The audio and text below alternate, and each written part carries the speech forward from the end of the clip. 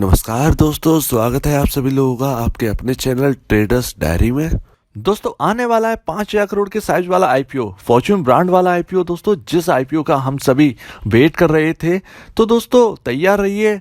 Adani group ने IPO के लिए पेपर फाइल कर दिए हैं और अगले 2 महीने के अंदर अंदर आईपीओ आने वाला है। लेकिन आईपीओ आने से पहले कंपनी के बारे में, कंपनी की हिस्ट्री के बारे में और अर्निंग्स जान लेना बहुत जरूरी होता है। तो चलिए दोस्तों कंपनी की हिस्ट्री को जान लेते हैं। अदानी बिलमार, इस नाम में आपको 2 नाम समझ में आ रहे होंगे, अदानी और बिलमार। दोस्तों अदानी ग्रुप इंडियन कंपनी है और बिलमार इंटरनेशनल ये सिंगापुर की कंपनी है। जनवरी 1999 में दोनों कंपनीज ने जॉइंट वेंचर किया और देश का सबसे बड़ा ऑयल ब्रांड को मार्केट में उतार दिया। अब ऑयल का बिजनेस है, अदानी ग्रुप और बिलमार इंटरनेशनल का बिजनेस सिर्फ इंडिया में ही नहीं बल्कि कई कंट्रीज में बिकता है इनका ऑयल। लेकिन अब अदानी बिलमार सिर्फ ऑयल तक ही सीमित नहीं रह गया है। अब एफएमसीजी का एक बड़ा पोर्टफोलियो बनाने में ये कंपनी काम कर रही है। अगर आप सिर्फ डेयरी और बेकरी के प्रोडक्ट्स को छोड़ दें तो बाकी का ज़्यादातर सामान आपको फॉर्च्यून ब्रांड का मिल जाएगा। दोस्तों इस बिजनेस में प्रोस क्या है, तो दोस्तों मैं आपको बताता हूं कि अदानी बिलमार कंपनी है, उसके 2 ऑयल के ब्रांड हैं। एक नहीं है, सिर्फ फॉर्च्यून नहीं है दोस्तों, उसका एक और ब्रांड है जिसका नाम है राग ऑयल, RAAG। आपने अगर ऑयल खरीदने गए होंगे तो आपने ये कंपनी के ऑयल्स देखे होंगे, ये इन्हीं के कंपनी के हैं दोस्तों। अब इसमें क्या अंतर है कि फॉर्च्यून ऑयल भी ये चला रहे हैं, राग ऑयल भी ये चला रहे हैं, इसमें है कंज्यूमर का अंतर। दोस्तों जो कम बजट में लेना चाहते हैं, जो कम बजट में अफोर्ड करना चाहते हैं, वो राग ऑयल खरीदते होंगे ज़्यादातर, क्योंकि फॉर्च्यून ब्रांड का जो ऑयल है वो थोड़ा सा राग ऑयल के ब्रांड से थोड़ा महंगा आता है। तो जो महंगा खरीदते हैं वो महंगा खरीद लेते हैं। तो इन्होंने इसमें मेंटलिटी क्या, इन्होंने साइकोलॉजी क्या तैयार की है, दोनों तरह का ऑयल है दोनों कंज्यूमर्स के लिए। जो लो बजट में जो लेना चाहते हैं वो अपना राग ऑयल इस्तेमाल कर लेते हैं। ऐसा नहीं है क्वालिटी में अंतर है, थोड़ा बहुत सा अंतर ही होता होगा, जरूर होता है। तो वो लोग राग ऑयल उन कंज्यूमर्स को अपने जाने नहीं दे रहे हैं। कंपनी का मतलब है ग्राहक हाथ से ना निकले, तो उन्होंने उस तेल को तैयार कर रखा है। जो हैवी खरीदते हैं उनके लिए फॉर्च्यून ऑयल तैयार रखा है। बाकी अब इन्होंने जो अपना पोर्टफोलियो तैयार किया है उसमें आटा, बेसन, इनकी हर चीज़ आने लगी है। जैसे कि आईटीसी की आती है, थोड़े दिन बाद आप देखेंगे इसका जो मसाले का बिजनेस है वो भी आगे बढ़ने लगेगा। मतलब जो अभी इनके मसाले नहीं आते हैं, टाटा ग्रुप लाता है अभी मसाला जो 5-5, 10-10 रुपए के पैकेट में, वो भी लाने लगे हैं टाटा कंज्यूमर। वैसे ही अदानी बिलमार के भी ऐसे आ सकते हैं, ऐसे मसाले ये भी इस्तेमाल कर सकते हैं। कहीं ये मैगी आ जाए, सिर्फ कुकीज़ का देर है, बिस्किट आने का देर है, तो इसमें भी ये ज़्यादा दूर नहीं रहेंगे। अगर ये बहुत बड़ा एफएमसीजी का ये अपना प्रोडक्ट जो पोर्टफोलियो बनाना चाहते तो इनके और भी ब्रांड आए, तो ये कंपनी ग्रोइंग कंपनी है।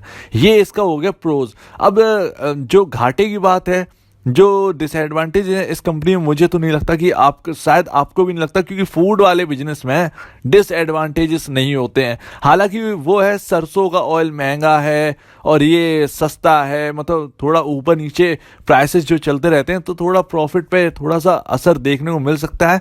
बाकी का कोई अंतर नहीं है। अगर सस्ता होगा ऑयल तो डिमांड और बढ़ती है, तो इनका और भी थोड़ा ज़्यादा बढ़ेगा।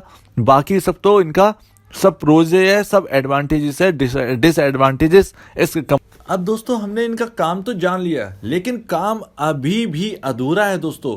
एफएमसीजी की जिसकी हम पोर्टफोलियो की बात कर रहे हैं, जिसमें मैं आपको बताना चाहता हूं कि अगर आपको कोई ए लाइफ नाम से अगर आपको कोई प्रोडक्ट दिखता है तो दोस्तों वो अदानी बिलमार का ही है। आप अदानी की साइट पर जाकर आप चेक कर सकते हैं कि ए लाइफ नाम का प्रोडक्ट वहाँ पर लिस्ट है उनकी वेबसाइटों पर, और वहाँ डिटेल दी गई है पूरी कि इनके पास कौन कौन से और एफएमसीजी के प्रोडक्ट हैं। हर तरीके की चीज़ आपको मिल जाती है इनके पास। अब दोस्तों इनकी कैपेसिटी की बात करें तो अदानी बिलमार के पास 40 यूनिट्स हैं और 40 यूनिट की कैपेसिटी है 16,800 टन पर डे। समझ रहे हैं दोस्तों आप कितनी बड़ी एरिया में ये इनकी जो फैक्ट्री है वो लगी होगी। सिर्फ इतना ही नहीं दोस्तों, बीज को कूटने का जो कैपेसिटी है वो है 6000 टन पर डे। यानी दोस्तों इनका तो पूरा सेटअप जो है वो है एकदम पेट्रोल पंप की तरह है। मतलब जो पेट्रोल जो रिफाइनिंग होता है सेम टू सेम ऐसा लगता है इतनी बड़ी इंडस्ट्री होगी उस जहाँ पर ये सेटअप होगा। और पैकेजिंग की जो कैपेसिटी है वो है 12900 टन पर डे। इतना बड़ा सेटअप कर चुके हैं ये, और इनका जो एम है वो 5 साल का है 50,000 करोड़ का रेवेन्यू जनरेट करने का। तो दोस्तों यहाँ से कैपेसिटी भी यहाँ से बढ़ती हुई नजर आएगी, कैपेसिटी भी यहाँ से कहिए दुगनी भी हो सकती है यहाँ पर। अब सबसे इंपॉर्टेंट, ये इतना बड़ा बिजनेस है तो इतनी ही बड़ी अर्निंग भी होगी।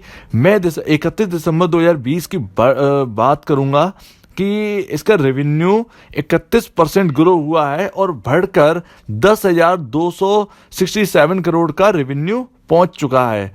प्रॉफिट की अगर बात करें तो प्रॉफिट फिगर भी 1000 करोड़ के ऊपर ही है, आसपास बोलें या ऊपर बोलें, क्योंकि प्रॉफिट फिगर इस क्वार्टर की नहीं दी है, इसके पिछले क्वार्टर की है। तो वो 1000 मतलब जो 31 दिसंबर 2019 की बात करें तो उसमें दे रखे हैं 1050 करोड़ का, आपके स्क्रीन पर शो हो रहा होगा।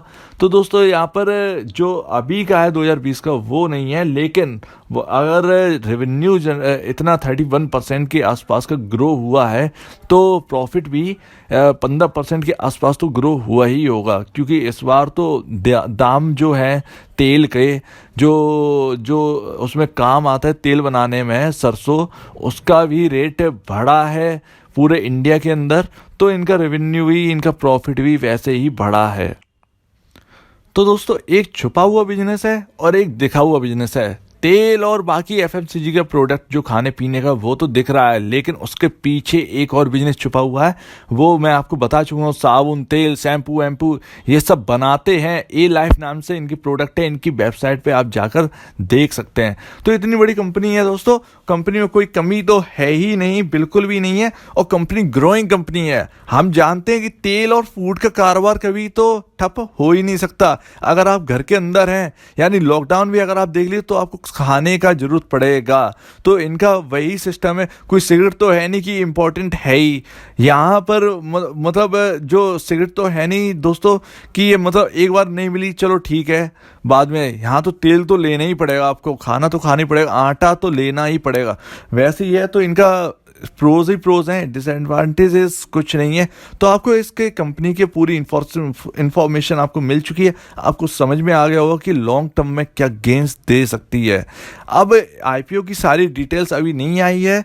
कोटक महिंद्रा बैंक और जेपी मॉर्गन इसके इन्वेस्टमेंट बैंकर हैं, लेकिन अभी किसी ने भी इसके ऊपर कोई टिप्पणी नहीं की है। तो अभी कुछ भी डिटेल निकल कर नहीं आई है। सिर्फ इतना आया है कि अदानी बिलमार का आईपीओ अभी फाइल हो चुका है। तो अभी फाइल होने के बाद लगभग 1.5 से 2 महीने के अंदर अंदर आईपीओ आ जाता है। कई बार जल्दी भी हो जाता है, 1 महीने के अंदर अंदर आ जाता है। अब ये तो सरप्राइजिंग रहेगा, लेकिन इतना तो पता चल गया कि अदानी बिलमार का आईपीओ आ रहा है। तो आप तैयार रहिए अगर आपने अदानी की चीजें खाई हैं। और देखिए दोस्तों, मल्टी बैगर भी वही बनता है जो आपके आसपास की चीजें होती हैं। आप HUL से लेकर कोई भी चीज उठा के देख लीजिए। अब हमारे पास ऐसी सिर्फ 2 कंपनियां हैं जो अभी मतलब, अब एक तो आ रही है बिलमार, लेकिन अभी दूसरा जो एफएमसीजी का जो प्रोडक्ट छुपा हुआ है वो है सबसे अच्छा, जो है वो है विप्रो के अंदर।